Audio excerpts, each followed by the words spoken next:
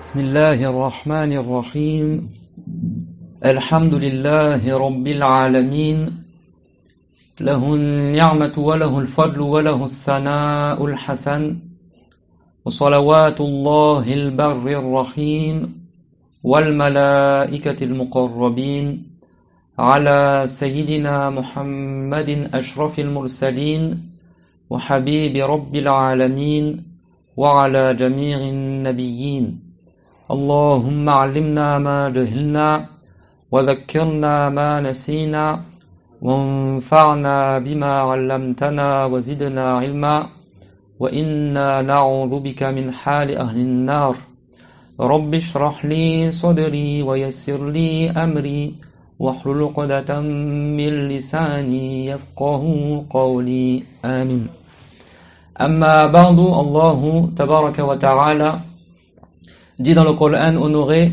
وَتَعَاوَنُوا عَلَى الْبِرِّ وَالتَّقْوَى وَلَا تَعَاوَنُوا عَلَى الْإِثْمِ وَالْعُدْوَانِ, c'est-à-dire entraidez-vous pour les œuvres de bien et l'obéissance à Allah et ne vous entraidez pas pour le péché et la désobéissance à Dieu. Donc dans cette ayah, Allah Azza wa Jal, il nous ordonne de nous entraider pour le bien et la piété. Donc là, ça fait 3 jours que je suis là, masha'Allah. Est-ce qu'il y en a parmi vous, ils ont retenu c'est quoi la définition de la piété? Ma huwa ta'rifu at-taqwa. Ça, on voit s'il y a des bons élèves, masha'Allah.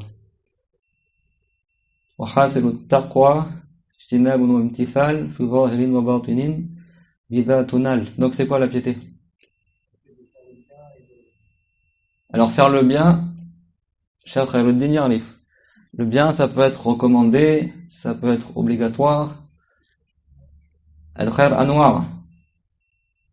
Taqwa huwa, hein? Wa alaykum assalam wa rahmatullahi wa barakatuh. Voilà. C'est éviter les péchés et accomplir les obligations. Ça, la piété. D'accord? Il y a moins et il y a plus. Le musulman qui est pieux, on dit que c'est un musulman complet. D'accord? Un mu'min kamil. Celui qui n'est pas pieux, Allah yarhamuna, on dit qu'il est naqis, musulman, qu'il n'est pas complet. لكن هو إذا كان في قلب المؤمن أصل الإيمان فهو مسلم سواء كان تقيا أو غير تقي. لكن المسلم التقي أفضل من المسلم الذي ليس تقيا. Donc le croyant, tant qu'il croit en Allah et en son messager, même s'il fait des péchés, il reste musulman. D'accord? Le musulman et le croyant en islam, c'est la même chose. Abu Hanifa rahimahullah قال أن الإسلام والإيمان متلازمان. Abu Hanifa, il a dit la foi et le fait d'être croyant et d'être musulman, c'est une chose qui va ensemble. فهما كالظهر من البطن, c'est comme le recto, le verso d'une feuille par exemple. C'est-à-dire que le croyant c'est le musulman et le musulman c'est le croyant. Mais après, si le musulman il est pieux, alors c'est un croyant qui est complet, qui accomplit les obligations et qui évite les interdits. Et s'il n'est pas pieux, alors il est incomplet, et donc il doit faire le repentir s'il fait des péchés. Mais dans tous les cas, tant que la personne a la foi, alors elle est musulmane. Et vous savez que le prophète Muhammad sallallahu alayhi wa sallam a dit man mata wa akhiru kalamihi la ilaha illallah dakhala al-jannah. Ou kama qala alayhi salatu wa salam. Si quelqu'un y meurt et sa dernière parole c'est la ilaha illallah, alors il entrera au paradis. Et le prophète alayhi salam, comme il le rapporte al-Bukhari, il avait raconté ça à un compagnon. Et ce compagnon, il avait al-faham, il avait la bonne compréhension. Et donc le compagnon, tellement il était heureux d'entendre ce hadith, il a dit afala ukhbiru bihin nas, ne vais-je pas plutôt l'annoncer aux gens? Yani que tant que tu meurs sur la bonne croyance, tu entres au paradis. Et le prophète alayhi salatu wassalam, il a dit idhan yattaki'u, c'est-à-dire si tu le dis aux gens, il y a des gens parmi les musulmans qui n'ont pas la même compréhension, qui ont une compréhension plus faible. Et si tu leur dis que tant que tu meurs sur la ilaha illallah, tu rentres au paradis, il y en a, ils risquent de délaisser les bonnes actions. Dans une version, il a dit idhan yada'u al-amal, ils vont délaisser d'œuvrer. Parce que le musulman qui meurt sur la foi, il meurt musulman. Mais après, s'il meurt sur des grands péchés, il mérite de durs châtiments avant d'entrer au paradis. Mais ça veut dire que tôt ou tard, il entrera au paradis. Et donc ce compagnon, il n'a pas rapporté ce hadith aux gens jusqu'à avant de mourir. Et avant de mourir, il a dit que le prophète alayhi salatu wassalam a dit ça. فَمَنْ مَاتَ عَلَى الْإِيمَانِ فَهُوَ مِنَ الْفَائِزِينَ.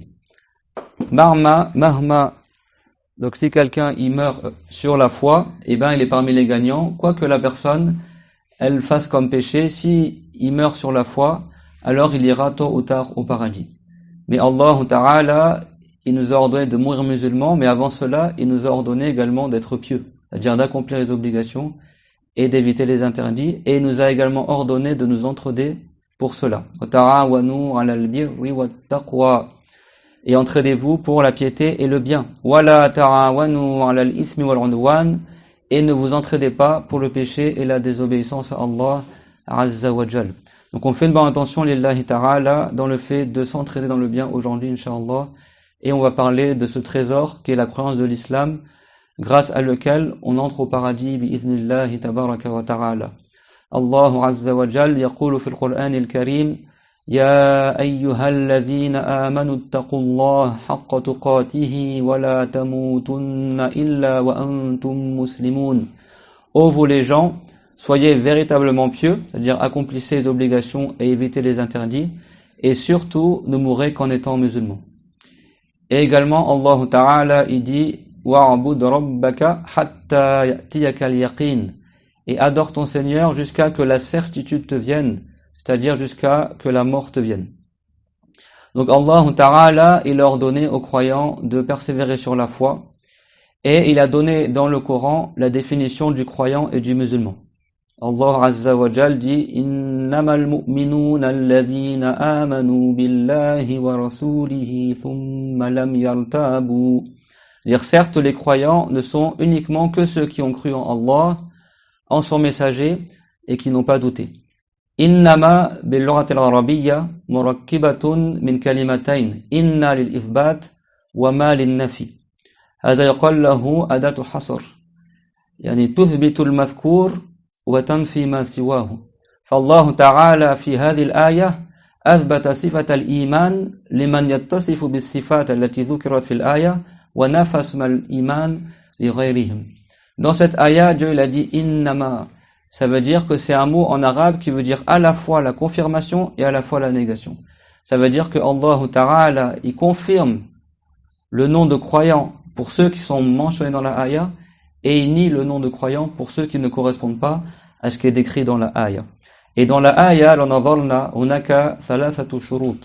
il y a 3 conditions pour être un croyant. La première c'est quoi? Innamal mu'minuna, c'est-à-dire les mu'minun. C'est mu'min en arabe, c'est qui? C'est le croyant.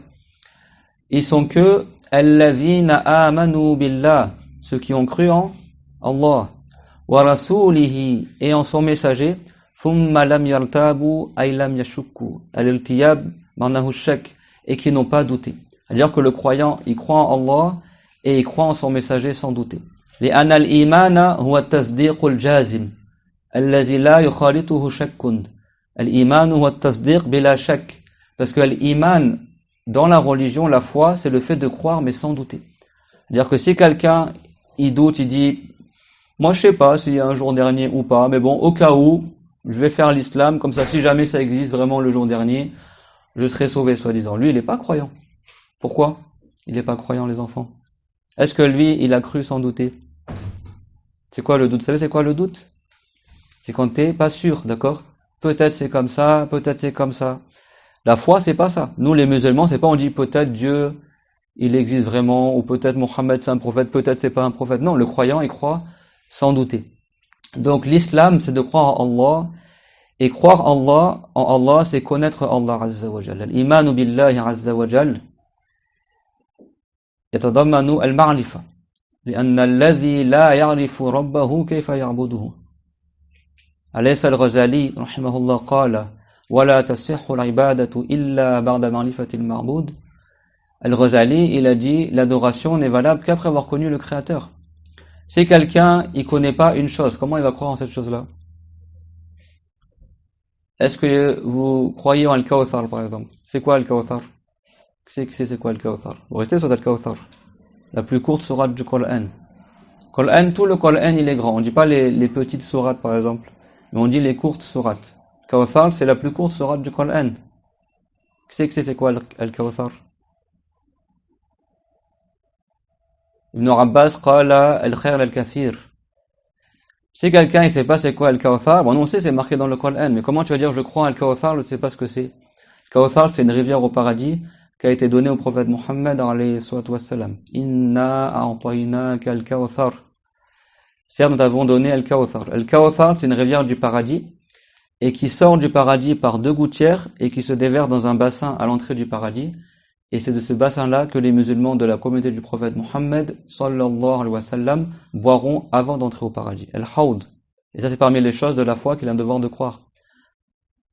Au jour dernier, les gens seront ressuscités, rassemblés, interrogés, et après, ils seront conduits vers un pont qu'on appelle as-Sirat, qui passe au-dessus de l'enfer, et après, de l'autre côté, il y a une terre avec des grands bassins, comme des lacs, chaque prophète, il a un bassin, et chaque musulman de la communauté des prophètes, ils vont boire du bassin de leur prophète avant d'entrer au paradis. Pourquoi? Parce que tous les prophètes étaient sur l'islam, d'accord? Tous les prophètes sont venus avec l'islam. Le prophète Mohammed, alayhi salatu wassalam, il a dit, Al-anbiya'u ikhwatun li'allat, dinuhum wahidun, wa ummahatuhum shatta. Les prophètes sont comme des demi-frères. Vous savez, des fois, dans le passé, des fois, il y a des gens, ils sont mariés avec une femme, après ils se marient avec une autre femme, et ils ont des enfants, des fois, qui ont le même père, mais la mère est différente. Et le prophète, alayhi salam, il a dit que tous les prophètes que Dieu il a envoyés, c'est comme des demi-frères. Dinuhum wahid, leur religion, c'est une seule, c'est l'islam. Wa ummahatuhum shatta, et leurs mères sont différentes, c'est-à-dire leurs lois sont différentes. À l'époque de Adam, alayhi salam, il y avait l'islam. Et à l'époque de son fils Shith également, tous les prophètes étaient musulmans, depuis Adam, alayhi salam, jusqu'à Muhammad. Dans Surat al-Baqarah, Allah Ta'ala, il a décrit c'est quoi la foi musulmane. آمن الرسول بما أنزل إليه من ربه والمؤمنون كل آمن بالله وملائكته وكتبه ورسله لا نفرق بين أحد من رسله. Allah Ta'ala, il a dit que le prophète Mohammed, il a la foi ainsi que les compagnons. Chacun d'entre eux, ils ont cru en Allah, en ses livres révélés, en ses anges. Il a dit quoi? Que les compagnons, ils disent La nufarriqu bayna ahadim min rusuli. On ne fait aucune distinction entre les prophètes de Allah. C'est-à-dire que tous les prophètes que Dieu a envoyés sont venus avec l'islam. وَمَا أَرْسَلْنَا مِن قَبْلِكَ مِن رَّسُولٍ إِلَّا نُوحِي إِلَيْهِ أَنَّهُ لَا إِلَهَ إِلَّا أَنَا فَاعْبُدُونِ. Dans Surat Al-Anbiya, Dieu il a dit que tous les prophètes qu'il a envoyés avant Mohammed alayhi salatu wassalam sont tous venus avec l'islam. Donc nous on est musulmans, alhamdulillah, ça veut dire qu'on est sur la religion de tous les prophètes. La religion de Mohammed alayhi salatu wassalam, la religion de Isa, de Moussa, de Jésus, de Moïse, de Daniel, de Ézéchiel, Hezqil, de Shamuil, Samuel, de Daoud, David, de Sulaiman, Salomon, de Shith, de Idris, de Nuh. Tous les prophètes sont venus avec l'islam.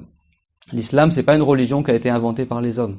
C'est la seule religion que Allah Ta'ala a révélée, d'accord, aux prophètes. Tous les prophètes étaient sur l'islam et tous les prophètes n'ont appelé qu'adorer Allah Azza wa Jal. Dans Surat Luqman, Allah Ta'ala, il nous rapporte comment Luqman, il a enseigné l'islam à son fils. Wa idh qala Luqmanu libnihi la tushrik billah. C'est-à-dire lorsque Luqman, il a dit à son fils, n'adore pas autre que Allah.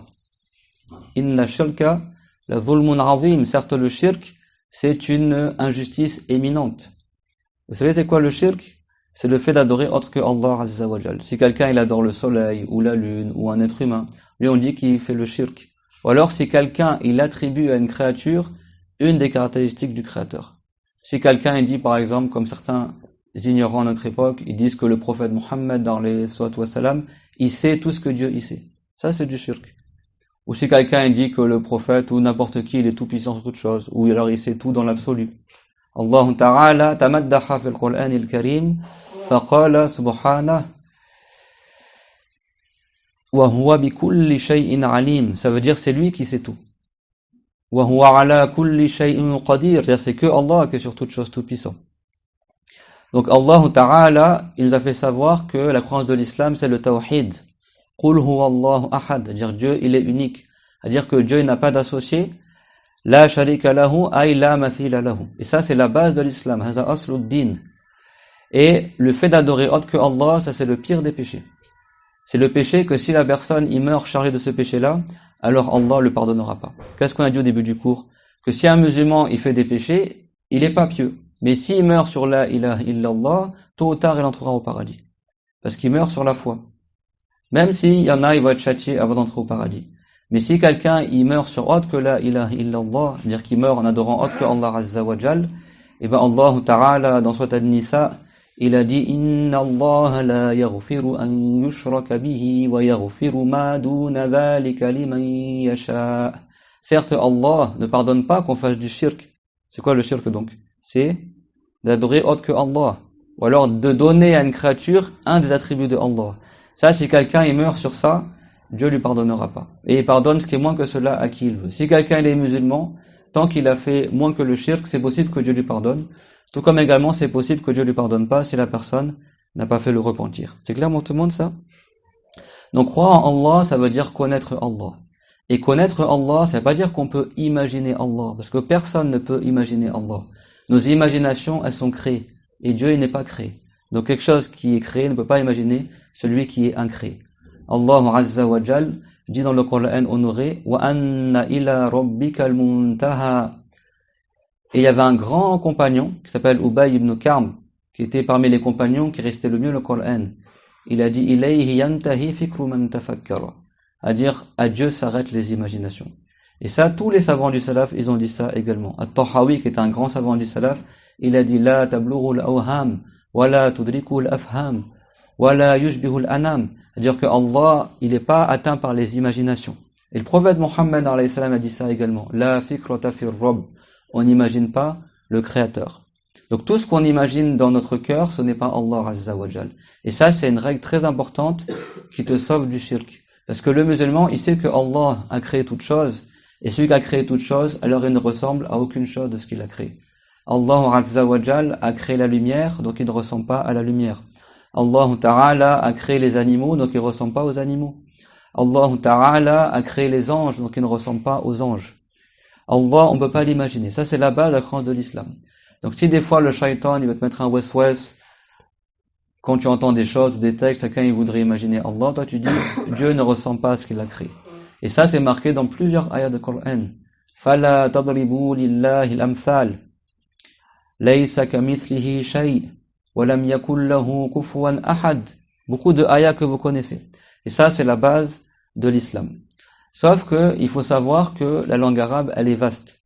Et comme vous le savez, et ceux qui ont étudié l'arabe, ils le savent, c'est qu'il y a dans la langue arabe ce qu'on appelle la polysémie. C'est-à-dire qu'un seul mot en arabe, des fois, il a 20 sens différents. Des fois, il a une dizaine de sens différents. فالعلماء يقولون أحيانا يكون هناك اتفاق في اللفظ واختلاف في المعنى. Que des fois en arabe, dans les textes, dans le Coran ou le Hadith, ou dans les paroles des savants, des fois il y a des termes qu'on emploie pour Allah, qu'on emploie aussi des fois dans un autre sens pour la créature. Donc les savants ils disent qu'il y a une convergence dans le terme. Le mot c'est le même, mais la signification est différente.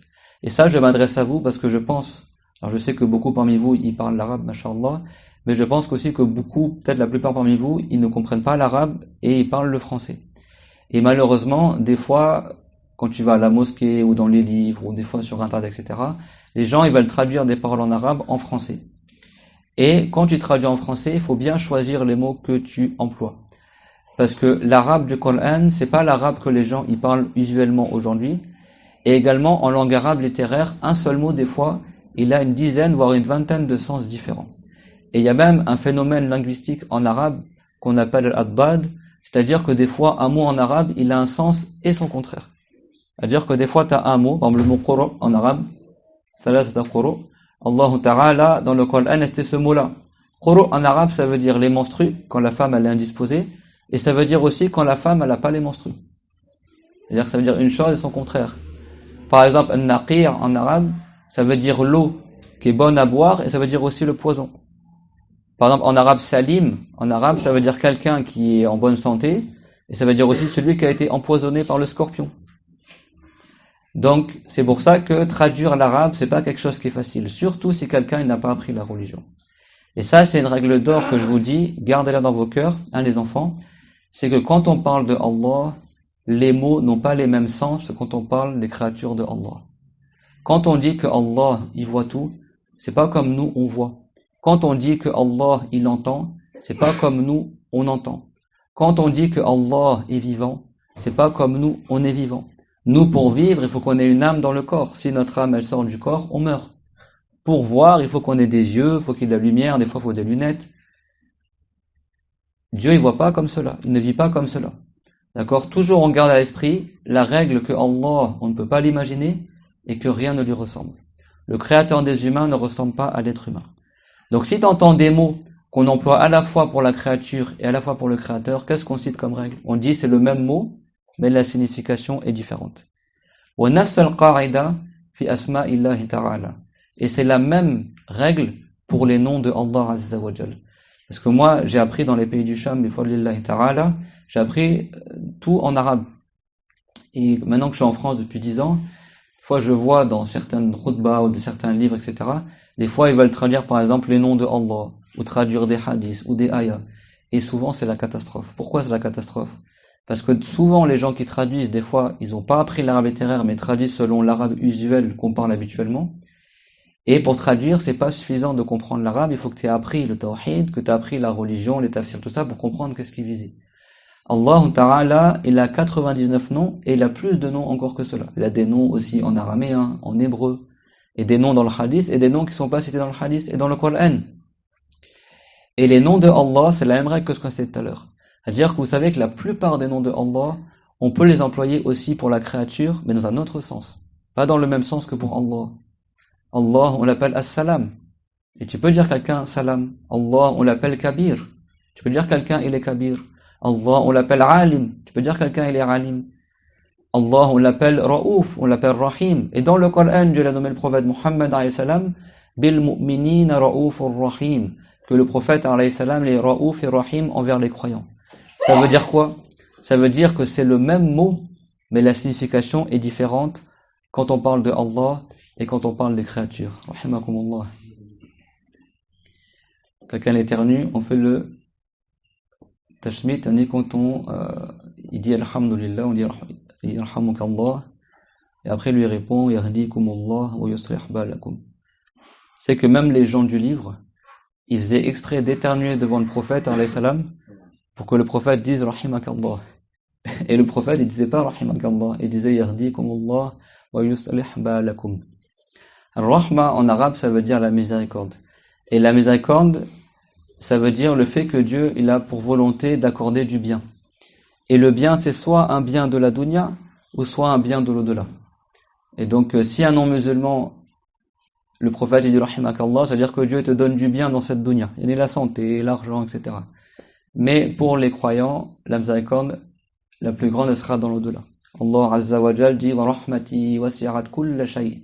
C'est-à-dire, dans le bas monde, la rahma de Allah, le bien que Allah y donne, concerne tout le monde, même les animaux, même les non-croyants, même ceux qui disent que Dieu n'existe pas, Dieu leur accorde des bienfaits dans le bas monde. Mais dans l'au-delà, elle est que pour ceux qui ont cru en Allah Azza wa Jal. D'où l'importance de mourir sur la foi. De mourir sur la foi. Donc c'est quoi la foi? C'est le fait de croire sans douter. Donc celui qui croit en Allah Azza wa Jal, c'est celui qui a la certitude que Dieu il est. Il a la certitude que Allah a tout créé. Il a la certitude que Allah a tout créé, donc il ne ressemble pas à ce qu'il a créé Azza wa Jal. Et il sait que tous les prophètes sont venus avec l'islam. C'est quoi la base de l'islam? On dit La ilaha illallah, Muhammad Rasulullah. Quand le prophète il a dit que celui qui meurt sur La ilaha illallah, il entrera au paradis, ça, souvent les Arabes, quand il y a deux choses qui vont ensemble, ils citent l'une des deux pour dire les deux. En fait, c'est pas juste il meurt sur La ilaha illallah, c'est il meurt sur La ilaha illallah, Muhammad Rasulullah. وَمَنْ لَمْ يُؤْمِنْ بِاللَّهِ وَرَسُولِهِ فَإِنَّا أَعْتَدْنَا لِلْكَافِرِينَ سَعِيرًا. Celui qui ne croit pas en Allah et en son messager, lui, il méritera le châtiment. Parce que nous, en islam, on ne croit pas qu'en Allah, on croit aussi au prophète de Allah, tabaraka wa ta'ala. C'est clair? Donc, Allah ta'ala, parmi ses noms, il y a donc Ar-Rahman, celui qui est très miséricordieux. Et il y a aussi Ar-Rahim. Et la plupart des noms de Allah, on peut les dire pour les créatures, mais dans un sens qui est différent du sens du créateur. Donc quand on dit que Allah il est Al-Latif par exemple, ça veut pas dire que Dieu il est le gentil. Parce que Latif pour une créature, c'est quelqu'un il est gentil, on dit il est Latif. Les savants ils ont dit Latif pour Allah, ça veut dire Rahim, celui qui est miséricordieux, qui donne sa miséricorde. Et certains, ils ont dit, Alladhi ya'lamu daqa'iq al-ashya', celui qui sait le détail de toute chose. Vous savez que dans le passé, il y avait une secte égarée qui se réclamait musulmane et qui prétendait que Allah, il sait les choses, mais de manière générale. Mais en détail, il sait pas, soi-disant. Et donc, Allah Ta'ala, dans plein de ayats dans le Coran, il a dit qu'il est latif et qu'il est khabir. C'est-à-dire que c'est pas juste il sait les choses de manière générale, il sait tout en détail. À l'époque du prophète, alayhi salam, les mouchriquines, ils faisaient des fois des complots. D'accord? Dans le dos du prophète, ils essayaient de faire des plans pour nuire au prophète Muhammad, alayhi salam. Et l'ange Jibril, alayhi salam, Dieu lui faisait savoir cela, et donc il allait voir le prophète Muhammad, alayhi salam, et il informait le prophète, attention, les mouchriquines, ils préparent telle ou telle chose, et donc le prophète, alayhi salam, il déjouait les pièges des mouchriquines. D'accord? Ils n'arrivaient pas à faire les pièges qu'ils voulaient. Et donc au bout d'un moment, ils se sont étonnés, ils ont dit, mais comment le prophète, à chaque fois, Muhammad, il sait ça à l'avance? Et donc qu'est-ce qu'ils ont dit certains? Soi-disant, parlez moins fort, comme ça le Dieu de Muhammad, il nous entend pas. Et donc Allah Ta'ala, dans Surat al-Mulk, il a révélé une ayah pour contredire ces gens-là. Il a dit, وَأَسِرُّوا قَوْلَكُمْ أَوْ اجْهَرُوا بِهِ إِنَّهُ أَلَا يَعْلَمُ مَنْ خَلَقَ وَهُوَ اللَّطِيفُ الْخَبِيرُ إِنَّهُ عَلِيمٌ بِذَاتِ الصُّدُورِ أَلَا يَعْلَمُ مَنْ خَلَقَ وَهُوَ اللَّطِيفُ الْخَبِيرُ. Ça veut dire, que vous parliez à voix haute ou à voix basse, Allah il sait déjà ce qu'il y a dans vos cœurs. Alimun bidhati sudur, ça veut dire que Dieu, il est très savant de ce qu'il y a dans nos cœurs. Tu sais, quand tu veux dire quelque chose, tu le dis d'abord dans ton cœur et après tu le dis par ta langue. C'est-à-dire que Allah Azza wa Jal, il sait déjà ce qu'on a dans notre cœur parce qu'il est le créateur de toutes choses, il sait tout. Donc, même si tu parles à voix basse, Dieu, il entend ce que tu dis. Et même si tu parles pas, Dieu, il sait ce qu'il y a dans ton cœur. Et après, il a dit, Ala ya'lamu man khalaqa. N'est-ce pas que celui qui crée toutes choses, il sait ses créatures, wa huwa al-latif al-khabir. Et il est al-latif et al-khabir. C'est-à-dire qu'il est celui qui sait toutes choses en détail, et il est al-khabir, celui qui sait tout. D'accord? Donc latif pour Allah, ça ne veut pas dire qu'il est gentil. Également wadoud. Wadoud pour Allah, ça ne veut pas dire celui qui est affectueux. Ça veut dire celui qui accorde sa miséricorde. Je dis ça parce que des fois dans les livres en français, tu trouves des traductions comme ça. Et Allah Ta'ala, il n'est pas concerné par les sentiments. Tu sais, les sentiments, l'infiral, c'est quand ton cœur, des fois, il est en colère, donc il bouillonne. Ton cœur, il s'adoucit, donc il t'aime. Quand on parle de la colère de Allah ou l'amour de Allah, la colère de Allah, ça veut dire que Dieu, il a pour volonté de châtier les gens dans l'au-delà. Et l'amour de Allah, ça veut dire que Dieu, il a pour volonté de donner les bienfaits éternels aux croyants dans l'au-delà. C'est pas relatif aux sentiments. C'est clair, quand on dit nous on fait ça pour l'agrément de Dieu, pour l'amour de Dieu, ça veut dire on fait ça pour que Allah, il nous récompense dans l'au-delà. Et quand on dit qu'on évite la colère de Allah, ça veut dire on évite le châtiment de Allah Azza wa Jal. Donc c'est pour ça que tout le temps, gardez cette règle en tête. C'est quoi cette règle? C'est que Allah Ta'ala ne ressemble pas à ce qu'il a créé. Donc quand tu entends des mots comme l'amour, comme la colère, ou des mots comme ça qui peuvent être ambigus, tu dis c'est pas un amour contre amour à nous, c'est pas une colère contre colère à nous, parce que Allah ne change pas. Les sentiments, c'est un changement qu'il y a dans le cœur. Une fois t'es content, après t'es en colère, après t'es triste. Dieu n'est pas concerné par cela. Parce que celui qui change a besoin de qui le fait changer d'un état à un autre. Et celui qui a besoin est faible, et celui qui est faible, il n'est pas Allah. C'est pour ça que c'est pas suffisant juste de connaître la langue arabe. Il faut apprendre le tawhid pour comprendre les textes de la bonne manière. Il faut apprendre le tawhid pour comprendre les textes de la bonne manière. Parce que Allah Ta'ala, il a dit فَلَا تَضْرِبُوا لِلَّهِ الْأَمْثَالِ. N'accordez pas des ressemblants à Allah. Et il a dit وَلَمْ يَكُنْ لَهُ كُفُوًا أَحَدٍ. Dieu, il n'a pas un équivalent. Donc Allah Ta'ala, il a créé toutes les créatures. Tout ce qui existe hormis Allah, c'est créé par Allah. C'est pour ça que dans la Fatiha, on dit Alhamdulillahi Rabbil Alamin. C'est-à-dire, louange est à Allah, le Seigneur des mondes, c'est-à-dire le Seigneur de toutes les créatures, celui qui a tout créé. Et celui qui a tout créé ne ressemble pas à ce qu'il a créé. كذلك من أسماء الله تعالى النور. والنور في حق الله تعالى ليس بمعنى الضوء إنما بمعنى خالق الضوء يعني الذي نور السماوات والأرض بضوء الشمس والقمر والنجوم. وقال ابن عباس ترجمان القرآن النور بمعنى الهادي أي الذي هدى أهل السماوات والأرض. فالله تعالى ماذا قال الله نور السماوات والأرض أي الله تعالى هو منير السماوات والأرض بنور الشمس والقمر والنجوم. Parmi les noms parfaits de Allah, l'Asma al-Husna, je content parce que le frère, machallah, il a ramené son cahier.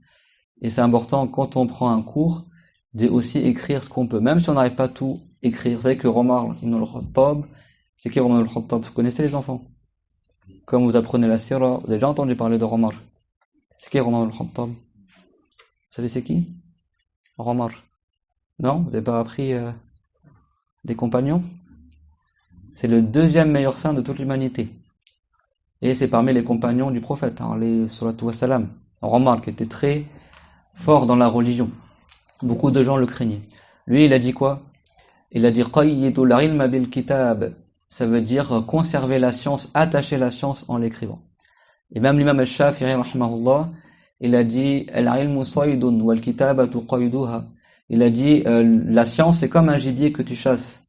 Et l'écriture c'est comme la corde avec laquelle tu attaches le gibier.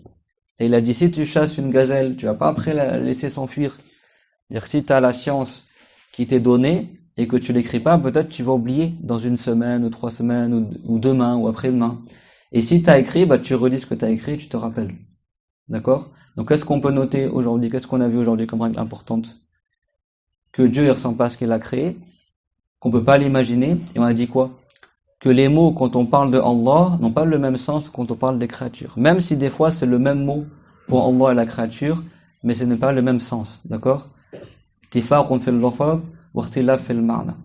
Beaucoup de gens qui n'ont pas appris la religion, quand ils disent la aya Allahu nuru samawati wal ard, ils s'imaginent un sens qui est faux. Que Allah est le nour des cieux de la terre. Quand on dit que Allah il est nour, ça ne veut pas dire que Dieu c'est une lumière. C'est-à-dire que Dieu c'est le créateur de la lumière. An-Nur, au sujet de Allah Azza wa Jal, ça a 2 significations que les savants du passé ils ont données, même parmi les compagnons du prophète. Certains savants ils ont dit que c'est Dieu qui a créé la lumière des cieux de la terre. Qu'est-ce qui éclaire les cieux et la terre? Le soleil, il y a quoi encore? La lune, et quoi encore? Qui éclaire moins que le soleil et moins que la lune? Oui? Les étoiles, très bien. Qui a créé le soleil, la lune et les étoiles? C'est Allah. D'accord? Donc Dieu il a illuminé les cieux et la terre par le soleil, la lune et les étoiles. Donc Allah il est Nur samawati wal ard. Également Nur en arabe souvent c'est dans le sens de la foi. D'accord? Dans Sourate Al-Baqarah, Dieu il a dit qu'il a guidé les gens des obscurités vers la lumière. Donc l'islam on l'appelle Nur aussi. Et le créateur de la foi et le créateur de la bonne guidance on l'appelle aussi Nur. C'est ça que Dieu on l'appelle Nur. Abdullah ibn Abbas c'est qui? Vous le connaissez, Abdullah ibn Abbas? Abdullah le fils d'Al-Abbas. Al-Abbas c'est qui? Alors exprès je pose des questions parce que je sais que vous apprenez la sira. Si je savais que personne n'apprend la sira, j'ai dit bon, on va pas poser la question. C'est un compagnon, mais par rapport au prophète Mohammed, c'est qui, vous savez? Alors Abdullah c'est son cousin. Et Al-Abbas c'est l'oncle du prophète, le frère de son père. D'accord? Sallallahu alayhi wa sallam. Al-Abbas il avait 10 garçons. Combien de garçons il avait Al-Abbas? 10. Le premier d'entre eux c'était qui? Al-Fadl. C'est pour ça que Al-Abbas on le surnomme Abu al-Fadl. Ça on l'a vu dans le cours il y a quelques jours. Et le dernier de ces garçons il s'appelait Tammam. Il s'appelait comment le dernier garçon de Al-Abbas? Tammam. Et donc quand Tammam il est né, donc il a complété 10 garçons, il a dit Tammu bi Tammamin fasaru ashara ya Rabbi faj'alhum kiraman barara. Ça veut dire mes enfants, il a eu que des garçons machallah. Ils ont été complétés par Tammam, c'est-à-dire que j'ai eu 10 garçons et ils sont devenus 10 maintenant parce que Tammam il est né et après il a dit oh Allah fait qu'ils soient tous des pieux et des vertueux. C'est qui le pieux? Ouais.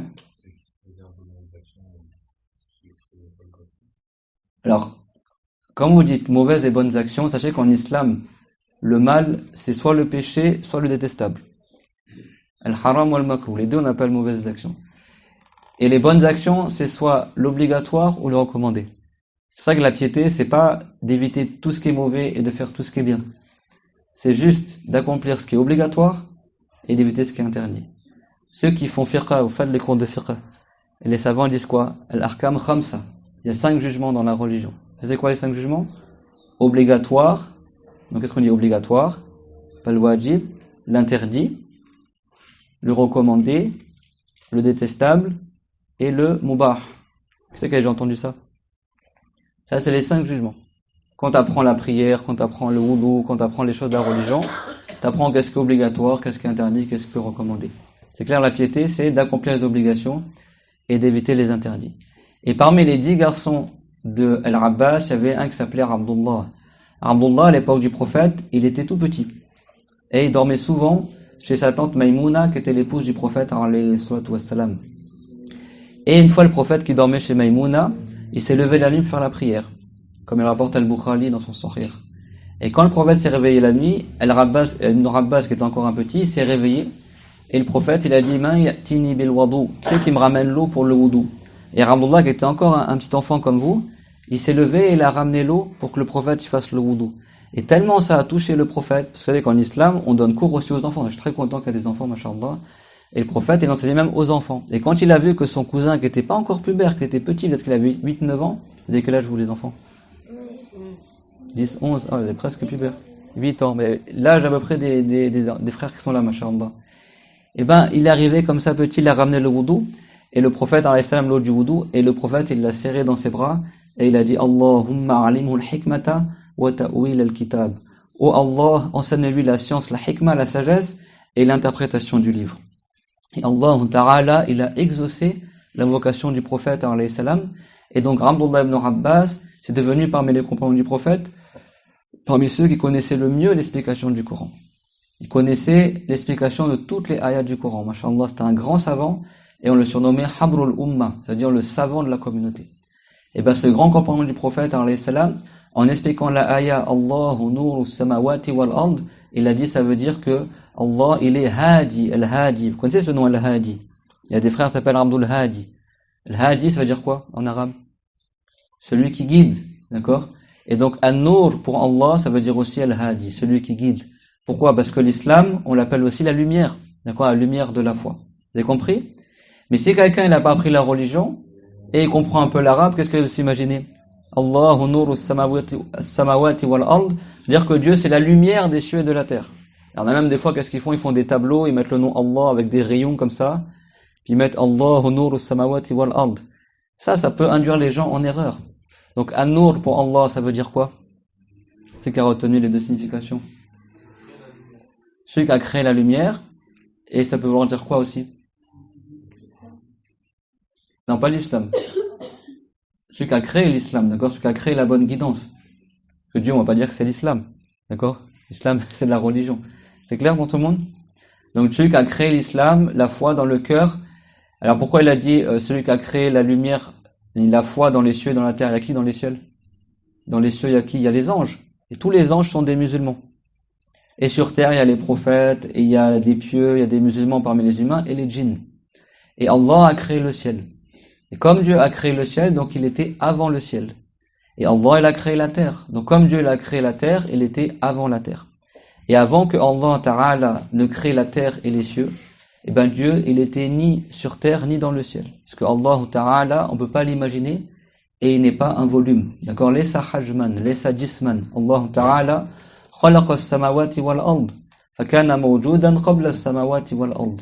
Dans le Coran, Dieu il a dit Alhamdulillahi alladhi khalaqa as-samawati wal ard wa ja'ala adh-dhulumati wan nur.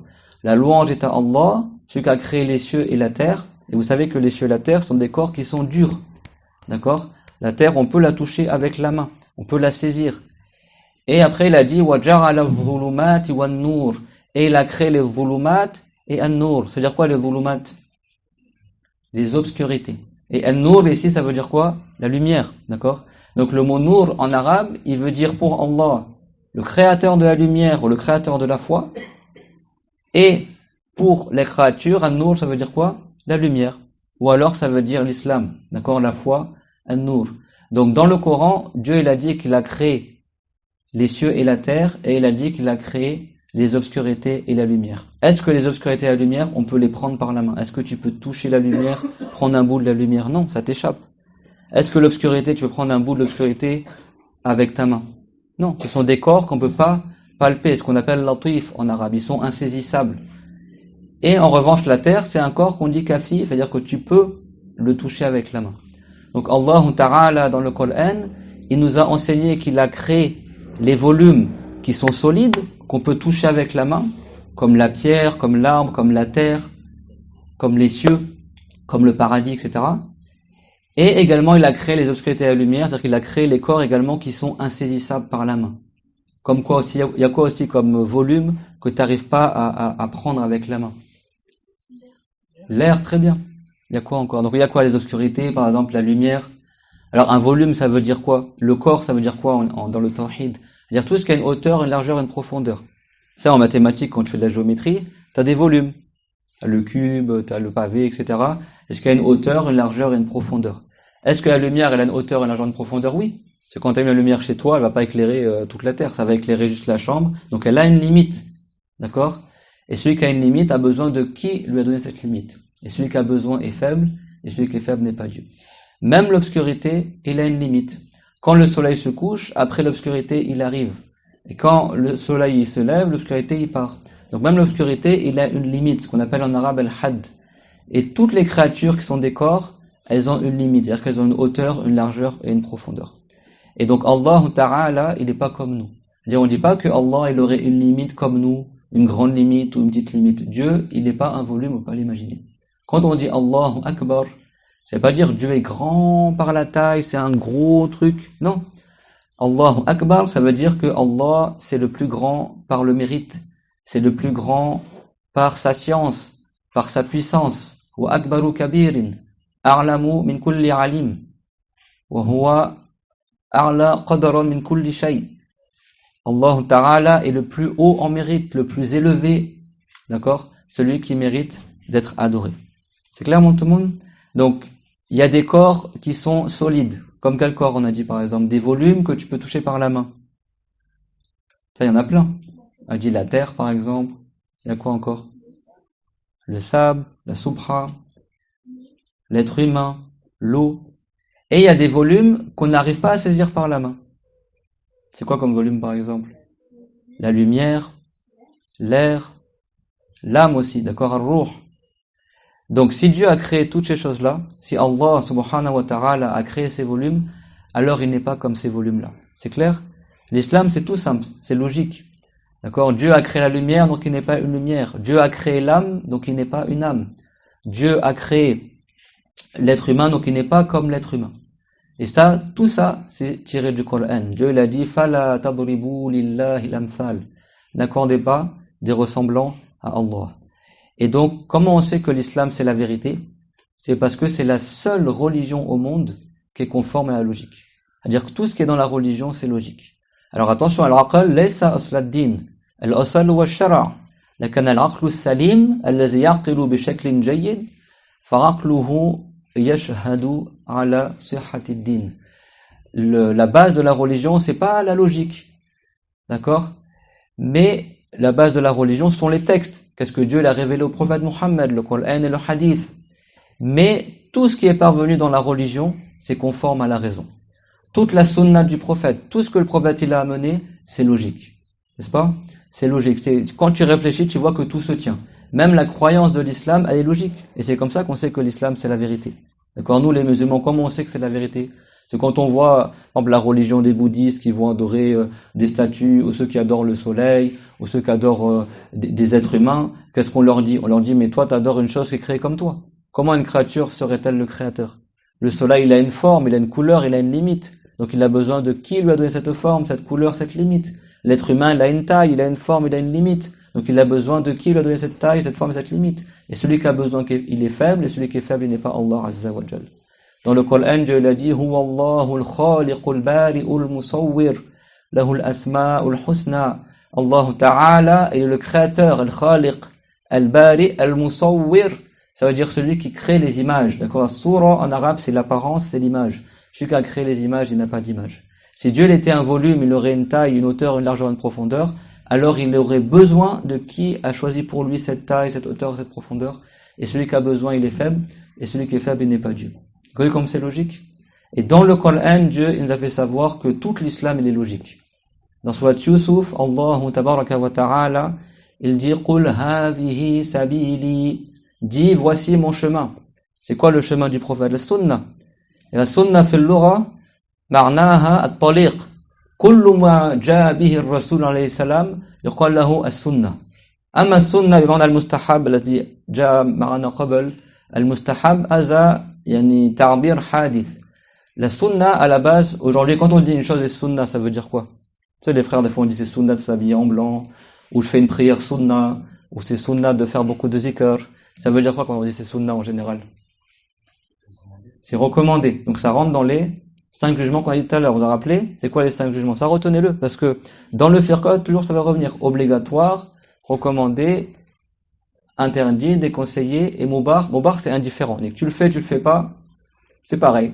Par exemple, je bois un verre d'eau, je le bois pas. On dit c'est mubah. Bonjour, au revoir, c'est mubah. Par contre, assalamu alaykum wa rahmatullahi wa barakatuh. Si tu dis assalamu alaykum, t'as dit hasanat, avec une bonne intention. Wa rahmatullah, ça te fait 10 hasanat en plus. Wa barakatuh, ça fait 30 hasanat. Et le mieux, quand tu passes le salam, tu dis en entier. Et comme c'est marqué dans le Coran, si quelqu'un te passe le salam, alors tu dois rendre le salam. Soit tu rends le salam d'une meilleure manière, ou tu rends le salam. Par exemple, quelqu'un te dit assalamu alaykum, qu'est-ce que tu réponds par exemple? Wa alaykumus salam, ça c'est l'obligatoire. Et tu peux rajouter wa rahmatullah. T'as encore plus de récompense. Et si tu rajoutes wa barakatuh, t'as encore plus de récompense. Donc ça c'est ce qu'on appelle sunnah. Mais dans le Coran, vous savez qu'à l'époque du prophète, alayhi salam, on n'employait pas le mot sunnah pour dire ce qui est recommandé. Parce que le mot sunnah en arabe à la base, ça veut dire le chemin, la voie.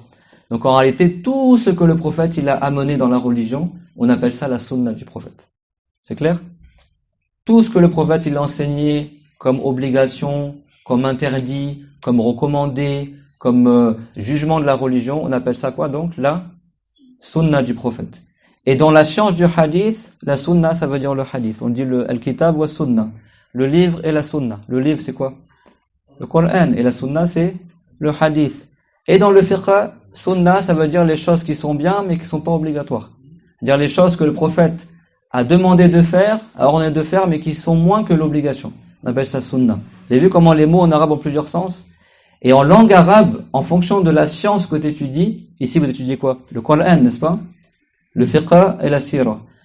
En fonction de la science que tu étudies, cher Adam il le sait, le mot, des fois c'est le même mot mais il a un sens différent. Par exemple, lazim dans le fiqh, ça veut dire une chose qui est obligatoire. Le mad lazim dans le tajwid, c'est que tu dois faire 6 harakat. Tu fais pas moins. Tu vois? Il y a les mots des fois, et après tu as aussi dans la grammaire les mêmes mots mais qui ont d'autres sens. C'est pour ça que la langue arabe n'est pas suffisante pour comprendre la religion. Il faut apprendre avec un enseignant qui t'explique le sens des mots dans le Coran, le sens des mots dans le hadith, le sens des mots dans le tajwid, le sens des mots dans le fiqh ou dans la sira. Donc à l'époque du prophète, alayhi salam, ça veut dire quoi le mot sunnah? Dire la voie, le chemin. Et donc, ça on appelle ça la sunnah. C'est pour ça que dans Surat Yusuf, Dieu il a dit قُلْ هَذِهِ سَبِيلِي أَدْعُو إِلَى اللَّهِ عَلَى بَصِيرَةٍ أَنَا وَمَنِ اتَّبَعَنِي وَسُبْحَانَ اللَّهِ وَمَا أَنَا مِنَ الْمُشْرِكِينَ. Ça veut dire, dis voici mon chemin, c'est-à-dire voici ma sunna. C'est-à-dire que le prophète il a amené la religion de l'islam avec les jugements qu'on a cités. Et après il a dit ad'u ila Allahi ala basira. Ça veut dire j'appelle à adorer Allah selon une basira. ما معنى البصيرة بالعربية؟ عندك البصر والبصيرة. من يعرف الفرق بينهما؟ شو الفرق بين البصر والبصيرة؟ البصر والرؤية بالعين. أما البصيرة الرؤية بالقلب بالفؤاد. Donc Dieu il a dit voici mon chemin. Donc c'est quoi le chemin du prophète? C'est la sunna, c'est-à-dire tout ce qu'il a ramené dans la religion. Et la croyance et les jugements. Ad'u ila Allahi ala basira, selon une basira. Al-basira en arabe c'est du mot al-basar. Dieu on l'appelle al-basir, n'est-ce pas? Laysa kamithlihi shay'un wa huwa as-sami'ul basir. Laysa kamithlihi shay'un wa huwa as-sami'ul basir. Dieu on l'appelle al-basir, celui qui voit tout. Et al-basira, il a la même origine, c'est-à-dire ça fait référence à la vision. Sauf que al-basar, pour l'être humain, ça veut dire la vision avec les yeux. Et al-basira, ça veut dire la vision avec le cœur. Ça veut dire quoi? Ça veut dire la logique. Ça veut dire la réflexion. Et donc dans le Coran, soit Yusuf, Allah Ta'ala, il a dit قُلْ هَذِهِ سَبِيلِي. Dis voici mon chemin, l'islam que le prophète il a amené. Ad'u ila Allahi ala basira. J'appelle à Dieu, et j'appelle à adorer Allah, à l'islam, selon une basira. C'est-à-dire quoi selon une basira? Selon la logique. C'est-à-dire que tout ce qui est rapporté dans la religion, c'est conforme à la logique.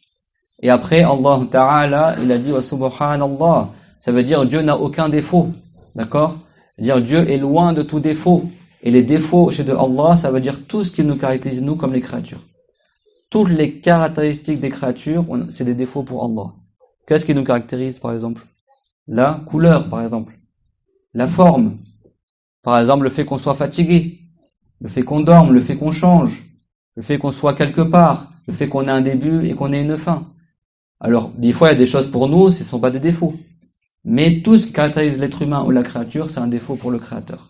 Dans Muslim, Allah Ta'ala, dans un hadith Qudsi, il a dit لَقَدْ شَتَمَنِي ابْنُ آدَمَ وَلَمْ يَكُنْ لَهُ ذَلِكَ. Certes, le fils de Adam, il m'a insulté.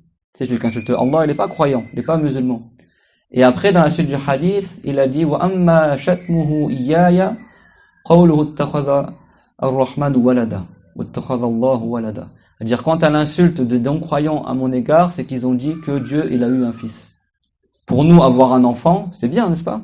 Le prophète a eu. Combien d'enfants le prophète il a eu? Ceux qui ont étudié la sira. 7. Combien de garçons? 4 ou 3? 3. Et combien de filles? 4. Comment les filles du prophète? Umm Kulthum, Fatima, Zaynab et Ruqayya. D'accord? 2 ont été mariés au compagnon Othman. Ça, on fait un peu de sira. Donc, est-ce que c'est mauvais d'avoir des enfants? Pour nous, c'est élogieux d'avoir des enfants. D'accord? Al-mal wal banoun zinatul hayatid dunya. Dieu il a dit que les biens matériels, les enfants, c'est ce qui embellit le bas monde. Donc pour nous, c'est une éloge d'avoir des enfants. Si en plus ils sont bien sûr musulmans et des bons enfants, etc. Mais pour Allah, c'est une insulte. Est-ce que nous, le fait qu'on ait une femme, c'est quelque chose qui est insultant? Bah non. D'accord? Les prophètes se sont mariés. Mais si quelqu'un dit que Dieu a une femme, c'est une insulte chez Allah. D'accord? Le fait qu'on tombe malade, qu'on soit éprouvé, pour le musulman, c'est un bien, n'est-ce pas? C'est des causes de hasanat. Et si tu dis que Dieu tombe malade, c'est une insulte. Vous avez vu? C'est pour ça que le tawhid, c'est de faire l'absolue distinction entre le créateur et les créatures. Tout le monde a compris c'est quoi le Coran de l'islam? Al-Junayd al-Baghdadi, ceux qui ont étudié Ibn Ashir, il le cite au début. D'accord? Fi Ard al-Ash'ari wa fiqh maliki wa ala tariqati al-Junayd al-Saliki. C'est qui ici? Donc, Ibn Ashir, c'est un livre malikite. Selon le fiqh malikite, la croyance ash'arite, et selon la voie de Al-Junayd. Junayd al-Baghdadi, c'est un grand saint, qui est pris en référence chez beaucoup de savants. Et lui, il a dit At-Tawhidu ifradu al-Qadim min al-Muhdath. Al-Qadim ni al-Khaliq min al-Muhdath ay al-Makhlouq. Le Tawhid, c'est de vraiment distinguer Dieu de ses créatures. De faire l'absolue distinction entre le créateur et ses créatures. Donc Allah Ta'ala a créé les créatures, donc il ne ressemble pas à ce qu'il a créé. C'est clair, tout le monde, ça? Dans les cieux, il y a les anges, et Dieu ne ressemble pas aux anges. Donc on ne dit pas que Allah, par exemple, il est dans le ciel ou sur terre. Ça, c'est les juifs et les chrétiens qui croient que Dieu il est dans le ciel. Et il y en a parmi les Jahmiya, par exemple, dans le passé, une secte, qui pensait que Dieu était partout, sur la terre ou des choses comme ça. Donc on termine le cours sur ce sujet-là. C'est qu'il faut faire attention de bien comprendre le Coran de la bonne manière. Et que les mots en arabe, ils ont plusieurs significations. Vous savez, ça veut dire quoi le mot sama en arabe à la base? Sama. Ça ne veut pas dire le ciel, d'accord? Ça veut dire à la base qui est en haut. En arabe, on dit sama yasmu. Même on a sama yasmu, Cheikh Khairuddin. Ya'lu. Sama, c'est un verbe en arabe, sama. Il n'y a pas la hamza à la fin. Sama yasmu, ça veut dire s'élever. N'est-ce pas que l'être humain, quand tu lui donnes un nom, ça l'élève? D'accord? Ça te donne une identité. Comment on dit le nom en arabe? Ism. Et même le mot ism en arabe, son origine c'est simwoun. Sin mim waw. Mislu samu. Yani. Ça veut dire que même le nom en arabe, comme il t'élève, il a la même sémantique que le mot sama. Parce que le nom, il t'élève. Et en arabe, sama, en arabe, ça veut dire l'élévation. Et comme le ciel est élevé, on l'appelle sama. Mais même le toit de ta maison, ou le plafond, qui est au-dessus de toi, on l'appelle aussi sama. Même les hauts degrés en arabe, on l'appelle aussi sama. Il y avait un poète arabe très connu, qui s'appelle Nabir al-Jardi. Quelqu'un, ils disent que pendant 30 ans, il faisait pas de poésie, et puis un jour, hop, il s'est mis à faire plein de poésie, et après, il est rentré en islam. Et une fois, il était avec le prophète, alayhi salatu wassalam, et il a dit, balagna as-samaa majduna wa thana'una, wa inna lanarju fawqa dhalika mabhara, comme il a dit. Il a dit, certes, notre gloire, elle a atteint le sama. C'est-à-dire que nous avons atteint le sama et notre gloire, etc. Est-ce que ça veut dire que le compagnon, il est monté dans le ciel? Il a pris une fusée? Non, ça veut dire quoi? Ça veut dire qu'on a atteint les hauts degrés grâce à l'islam. Balagna as-samaa, on a atteint le sama, l'élévation, en mérite. Et certes, on espère encore plus que cela. Et le prophète, alayhi salam, il a dit, il a dit, al-mavhar, il a dit, et c'est quoi que tu vises plus que cela? Et il a dit le paradis. C'est-à-dire, dans le bas monde, grâce à l'islam, on a eu les hauts degrés, on a eu le sama, et nous, on veut encore plus que la gloire dans le bas monde. On veut le paradis. Et le prophète, alayhi salam, il a dit, qulu insha'Allah, dites insha'Allah. Parce que même si on est musulman aujourd'hui, on n'a pas forcément la garantie de mourir sur l'islam. Donc quand dans le texte est rapporté par exemple Allah fis sama wa amintum fis sama, certains savants ils ont dit c'est Jibril ou les anges, ils habitent dans les cieux. Ou alors ça veut dire Allah.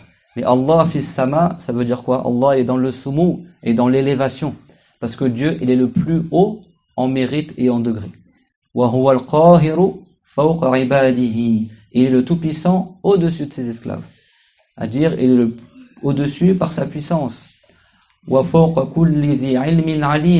Au-dessus de toute personne qui a la science, il y a celui qui sait tout. Donc Allah Ta'ala, il est au-dessus de nous par sa science. Également, Allah Ta'ala a créé le trône. Donc il est au-dessus du trône par sa puissance. C'est clairement tout le monde, Ar-Rahman wa Al-Arsh istawa. Donc Dieu, il est le très haut. On dit Ta'ala, c'est-à-dire que Dieu, il est très élevé. Et ça, c'est un attribut de Allah. Al-Ulu et As-Sumu. D'accord, que Dieu, il est le plus haut en mérite. Mais si quelqu'un ne connaît pas bien la langue arabe littéraire, il va croire que sama, ça veut dire que ciel. Donc au lieu de comprendre que Dieu il est élevé, il va comprendre Dieu il est dans le ciel. Comme ils ont mal compris, les juifs et les chrétiens également, en leur temps. C'est clairement tout le monde ça? Donc c'est pour ça qu'en arabe, un seul mot, il peut avoir plusieurs sens. Et toujours la règle, c'est que quand un mot, il est employé pour Dieu et il est employé pour les créatures, c'est le même mot, mais la signification, elle est différente. C'est pas parce que toi, تحكي العربية يعني تقول سما يعني بمعنى الذي فوق يعني هذا الأزرق معناه دايما بيجي بمعنى السماء. C'est pas parce que nous en arabe on dit sama pour dire le ciel que tout le temps ça veut dire ciel. C'est pas parce que nous en arabe on dit nour pour la lumière que tout le temps le mot nour il veut dire la lumière. C'est clair mon tout le monde? Et donc ça c'est la croyance de l'islam. ليس كمثله شيء ولم يكن له كفوا أحد. Et donc c'est la croyance que le prophète alayhi salam il a dit si quelqu'un il meurt sur la ilaha illallah alors il entrera au paradis. C'est clair? Donc qu'est-ce qu'on a vu aujourd'hui masha'Allah? Comme c'est mon dernier cours, après je voyage demain inchallah, on a un peu tout rassemblé. On a vu c'est quoi la piété. Donc la piété c'est quoi? Accomplir les obligations, éviter les interdits. On a vu c'est quoi les 5 jugements en islam? Obligatoire, recommandé, interdit, déconseillé et indifférent. On a vu un peu la famille du prophète, alayhi salam, son oncle, ses cousins, ses enfants. Et on a surtout parlé de la meilleure des sciences, qui est la science du tawhid. Et sachez qu'à notre époque, très peu de gens, malheureusement, ils parlent du tawhid. Quand tu vas à la mosquée, et moi, même en région parisienne, c'est pareil. Hein. On te parlait du bon comportement, on te parlait de faire la prière. Alors que si tu n'as pas le tawhid, ta prière, elle n'est pas valable. Si tu n'as pas le tawhid, tu n'auras pas ton pèlerinage qui sera valable. Tu n'auras pas même les hasanats de ton bon comportement. C'est pour ça que le prophète alayhi salam il a dit afdalul a'mali imanun la shakka fi, comme le rapporte Muslim. La meilleure des œuvres, c'est pas la prière, c'est pas le jeûne, c'est pas le bon comportement. Dans l'absolu, la meilleure des œuvres, c'est de croire sans douter. C'est de croire sans douter. Rappelez l'iman, c'est de croire sans douter. Donc c'est qui le croyant? Innamal mu'minuna alladhina amanu billahi wa rasulihi thumma lam yartabu. Certes, les croyants sont donc les 3 conditions qu'on a dit au début du cours. Celui qui a cru en Dieu, en son messager, et qui n'a pas douté. Donc on demande à Allah Azza wa Jal qu'il nous maintienne sur la foi jusqu'à la mort, et qu'on soit parmi ceux qui s'entraident dans le bien, tout le temps. Moi, tout le temps dans mes cours, je répète la ayah, wa ta'awanu 'alal birri wat taqwa. Pour faire le rappel à moi-même d'abord, parce que nous-mêmes on a plein de défauts, et on a besoin aussi de se faire le rappel à nous-mêmes. Pour que les cours à chaque fois, c'est pas parce qu'on veut faire le fier ou j'ai plus de science ou ci ou ça, non. On fait pour s'entraider pour la piété. Parce que quand on est ensemble, on est plus fort. Et cette école-là, masha'Allah, elle nous aide à être pieux. Parce que si t'as pas la science, si tu t'étudies pas la religion avec des enseignants comme ici, tu seras jamais pieux. Parce que la piété, c'est d'apprendre et d'appliquer. Comment tu vas appliquer si t'as pas appris? Si quelqu'un n'a pas une chose, il va pas la donner. Donc, si t'as pas la science de comment pratiquer l'islam, quelle pratique tu vas avoir? C'est clair, mon tout le monde? Donc, on demande à Allah Ta'ala qu'on soit tout le temps dans l'entraide pour le bien et la piété, qu'il augmente notre science, masha'Allah. Et jusqu'à la mort, on apprend la religion. Jusqu'à la mort. C'est pas quelqu'un qui dit, ben non, je suis vieux, ça c'est pour les enfants, ils vont s'inscrire à l'école. Moi, cette école-là, même si t'as 90 ans, t'as besoin d'apprendre, inscris-toi, apprends. Il n'y a pas de honte. Il y avait un savant, il s'appelait Ibn Kaysan. Ibn Kaysan. Les savants, ils disent un vers de poésie, ils disent, al-umru kulluhu awanu lit-talab, wa ibn Kaysana fi as-sab'ina talab. Ils ont dit, toute ta vie, c'est un moment pour apprendre la religion. Toute ta vie. Et après, ils ont dit, Ibn Kaysan, à partir de 70 ans, il a commencé à apprendre. Et après, c'est devenu un savant qui a vécu plus de 100 ans. Et il a commencé à apprendre à 70 ans. Alors, alhamdoulilah, on a de la marge. Bon, la plupart des gens, ils meurent à partir de 60, 63 ans. Le prophète, il est mort à quel âge, les 63 ans. Et Omar, il est mort à quel âge? 63 ans. Et Abu Bakr, il est mort à quel âge? 63 ans. Le prophète, alayhi salam, il a dit, Armaru ummati bayna sittina wa sab'ina sana. Que les gens, leur vie dans ma communauté, ils dureront entre 60 et 70 ans. Et malgré ça, le prophète, alayhi salam, en 23 ans d'appel à l'islam, il y a plus de gens qui l'ont suivi que le prophète Nour, alayhi salam, qui appelait les gens à l'islam pendant 950 années. Que le prophète Moussa, alayhi salam, et que les autres prophètes. Pourtant, il a juste appelé les gens pendant 25 ans. Et jusqu'à aujourd'hui, sa communauté, elle existe. Et jusqu'à aujourd'hui, on se transmet l'héritage du prophète. C'est quoi l'héritage du prophète? Le Coran, c'est tout? La Sunna, d'accord? Toutes ces sciences-là que vous apprenez aussi dans cette école-là. C'est ça le vrai héritage qu'on doit courir après. Ibn Abbas, une fois, il y a beaucoup de trucs à dire, masha'Allah. Mais c'est l'héritage du prophète. Une fois, il y a un compagnon, il est allé au marché, parce qu'il y a des musulmans, ils passaient tout leur temps au marché, ils allaient jamais à la mosquée ou à l'école pour apprendre la religion. Il a dit, mais qu'est-ce que vous faites ici avant d'acheter, alors que l'héritage du prophète, il est en train d'être distribué à la mosquée? C'est Abu Hurairah qui a dit ça. Et donc, les compagnons, ou certains parmi les compagnons, ils ont cru qu'il y a peut-être de l'argent ou des choses comme ça, donc ils ont quitté leur échoppe, leur étalage, et ils sont vite allés à la mosquée. Et Abu Hurairah, il est resté dans le marché à les attendre. Donc ils sont partis à la mosquée, et après ils sont revenus. Et ils ont dit, mais nous, on n'a pas vu qu'il y a un héritage qui est en train de distribuer dans la mosquée. Et Abu Hurairah, il a dit, mais vous avez vu quoi alors? On a vu des gens qui récitaient le Coran, qui révisaient la religion, qui faisaient la prière. Et là, Abu Hurairah a dit, mais wayhakum, dhalikum mirath rasulillahi sallallahu alayhi wa sallam. Il dit, mais malheur à vous, c'était donc ça l'héritage du prophète. C'est ça que vous manquez à la mosquée. Donc le musulman, bien sûr, il passe pas tout son temps non plus à la mosquée. Hier, c'était hier, non? Khalid, c'était hier? Ils m'ont demandé, est-ce que le fait de travailler, c'est une ibada? J'ai dit, ça dépend de l'intention. Même le travail, c'est une bonne intention, ça devient une ibada. N'est-ce pas que c'est un devoir de nourrir ta femme et tes enfants si t'es marié? Donc si tu mets l'intention d'obéir à ton créateur, le prophète l'a dit, hatta al-luqma allati tadaruha fi fimra'atika sadaqa. Il a dit, même la bouchée que tu mets par affection dans la bouche de ta femme, c'est une sadaqa pour toi. C'est vrai que mes frères et mes sœurs, je sais qu'il y en a parmi vous, ils travaillent beaucoup. Il y en a parmi les jeunes qui travaillent moins, ils ont plus de temps. Mettez toujours la bonne intention. En islam, on travaille pour la dunya. Dieu l'a dit, wala tansa nasibaka minad dunya. N'oublie pas ta part du bas monde. Et aussi, garder un temps toujours dans la semaine pour apprendre la religion. Et on fait les deux. D'accord? Et ceux qui sont jeunes, qui ne travaillent pas encore, alors profitez de votre temps libre pour mémoriser le Coran, pour apprendre les hadiths, pour venir à l'école. Comme ça, le jour où tu travailleras, le jour où tu seras marié, tu vas t'occuper de ta femme, tes enfants, tu auras déjà appris la religion et tu pourras faire les choses de la bonne manière. وَاعْبُدْ رَبَّكَ حَتَّى يَأْتِيَكَ الْيَقِينُ حَتَّى يَأْتِيَكَ الْيَقِينُ. Et adore ton Seigneur jusqu'à que la mort te vienne, que Allah fasse que nous mourrons tous sur un bon état, sur un état que Allah a agréé sur l'islam.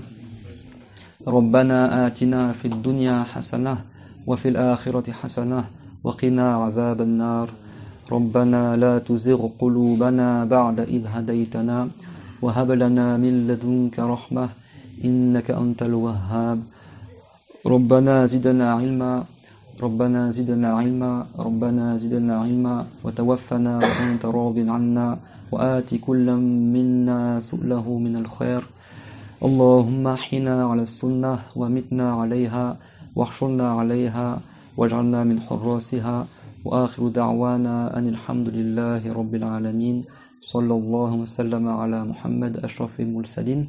Et sachez une chose, c'est là je suis un peu fatigué comme vous le voyez, parce qu'on a fait cours, machallah, presque tous les jours. Et à la base, j'étais venu ici pour visiter l'école et rencontrer les frères, machallah. Et à Paris, je suis très malade en ce moment, j'ai annulé tous mes cours en présentiel. Mais malgré le fait que je suis malade, j'ai quand même tenu à venir et à vous donner cours quasiment tous les jours. J'ai donné cours aussi à la mosquée Saint-Jacques et autres endroits aussi, même dans ma famille, machallah. Et ça, c'est une bonne fatigue, Inch'Allah, et je regrette pas d'être venu, et vraiment, je suis très très touché et très honoré que vous m'ayez invité, que j'ai pu vous rencontrer, etc. Et c'est beau de voir que malgré les kilomètres et la distance, et malgré le fait qu'on soit dans un pays qui est même pas musulman, et ben l'islam il est présent, la fraternité elle est présente, que ce soit différentes mosquées différentes ou des villes différentes, d'origines différentes, et Allah Ta'ala nous a tous réunis sur l'islam, quel que soit notre âge, notre couleur, nos origines, et c'est ça la beauté de l'islam. Non seulement c'est conforme à la raison, mais en plus ça rassemble tous les peuples. Donc moi je vous dis que je vous aime tous lillahi ta'ala. Le prophète Mohammed alayhi salam, une fois il y a un compagnon qui est venu le voir et il a dit qu'il aimait un autre compagnon. Et le prophète il lui a dit est-ce que tu lui as informé? Et il a dit non. Il a dit idhab fa akhbirhu. Il a dit bah pars le voir et dis-lui. Moi je vous aime tous lillahi ta'ala du fond du cœur. Vraiment même à la fête de l'école j'avais les larmes aux yeux, les enfants qu'ils ont récités, etc. Et ça c'est un grand bienfait et je vous remercie tous d'être venus au cours d'aujourd'hui. Et Inch'Allah je vous ferai des doras demain au retour. Les doras du voyageur sont exaucés, donc durant mon voyage, Inch'Allah, je ferai des doras pour cher Adam en priorité parce c'est lui qui m'a invité, et pour vous tous, Masha'Allah, et vraiment, je vous aime tous lillahi ta'ala, et j'étais très touché et très honoré d'avoir pu vous rencontrer et d'avoir pu vous donner cours et de vous donner une partie de ce que Dieu nous a enseigné, Masha'Allah ta'ala, et j'espère que vous tous, vous ayez beaucoup de science et que vous nous dépassez, Inch'Allah, et Inch'Allah, plus tard, vous serez nos enseignants et on prendra cours avec vous, Inch'Allah ta'ala. بارك الله فيكم وأحسن الله إليكم.